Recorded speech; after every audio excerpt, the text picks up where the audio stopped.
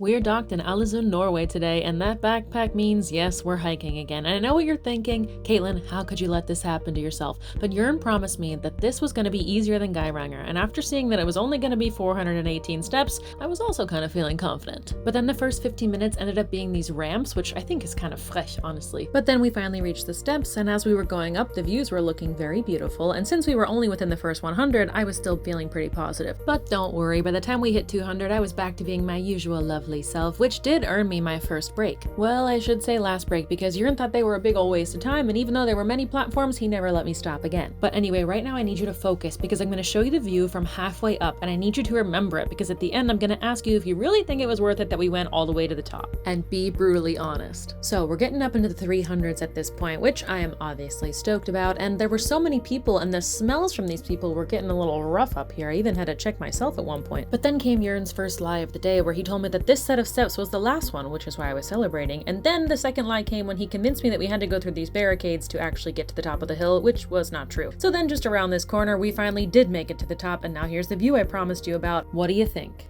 Before you see him, I know you'll guess it, but Jörn obviously thought this was amazing.